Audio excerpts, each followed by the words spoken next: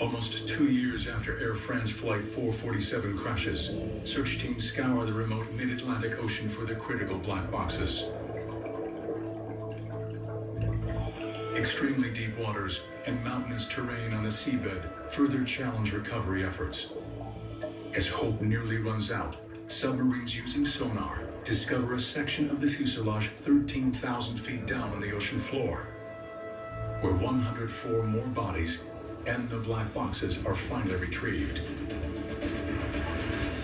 What the flight data recorder reveals is a puzzling timeline of events that led to the fatal accident. As the plane ascends to its cruising altitude of 35,000 feet, First Officer Pierre Bonnet turns on the autopilot. Normally when a plane is flying at altitude, it flies itself. It doesn't really require much human intervention. The people are there mostly just to monitor the system. The computers are designed now to do many of the flying tasks because they're much more sophisticated, react faster, and with more precision than a human can.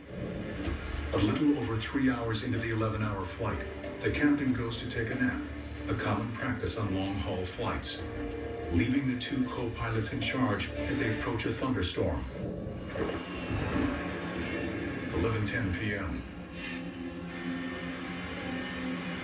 The co-pilots are alerted that the autopilot has been disconnected, but it's not clear why.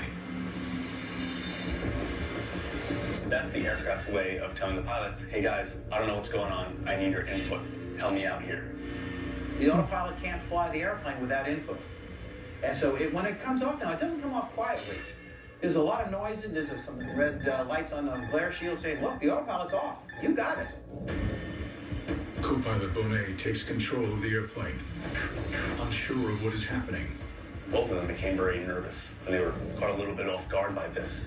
And they saw that they were simply having speed issues. The pilot in the right seat felt that a good way of responding to this was to pull back on the stick. There's a natural, instinctive response that many people do, which is if you're anxious in a plane, you instinctively pull back on the stick. Why? Because that pulls your nose up, that makes you get further away from the ground. Seconds later, an obtrusive warning indicates a far more concerning matter. Stall ring is very loud. Stall, stall, stall, stall. It went off 75 times. If the airplane is stalled, it's not going fast enough. In order to recover from a stall, pilots are told from the beginning it's very counterintuitive that you have to push the nose forward and down, and that way you decrease the angle of attack and you will increase speed and lift and be able to fly again. But co-pilot Bonnet continues pulling back on the stick, which makes the plane climb higher and lose even more speed. To make matters worse, the flight controls are unable to get an accurate read on how fast the plane is going. They've got one system telling them this, they've got another system telling them this, they don't know what to believe. It's the middle of the night, and they're in turbulence, and they're in a storm, and it's scary. Stall, stall, stall, stall. The problem was the pilot on the left-hand side didn't know that the pilot on the right-hand side had his stick pulled back. Why? Because with Airbuses, none of the controls move simultaneously. One person can be doing one thing on one side, and the pilot in the left seat didn't know and couldn't see exactly what he was doing. The panicked co-pilots frantically call for the captain. The captain came back into the cockpit and was trying to assess what was going on.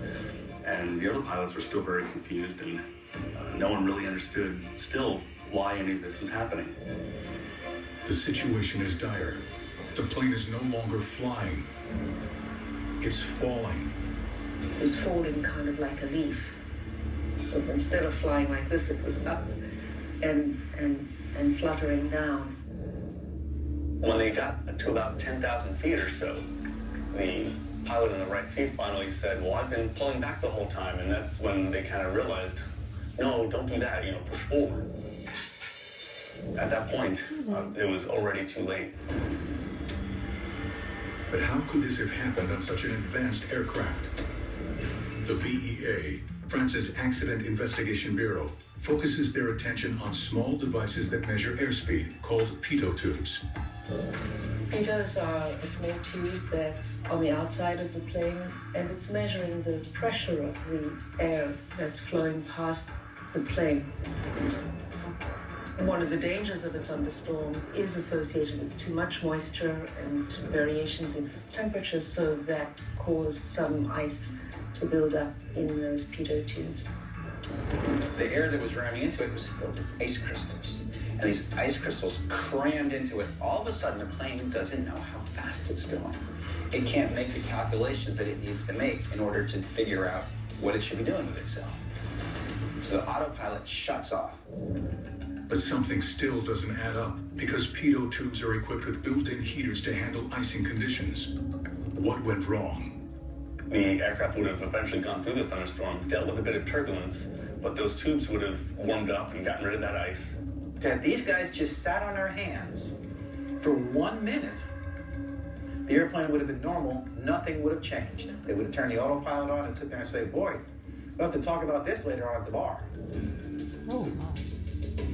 A glitch in the system on one of the safest airplanes in the world went from a minor problem to a major disaster. Advancements in aviation have made flying easier, yet more complex. As pilots rely more on automated systems, even the safest of modern jetliners will never be 100% foolproof.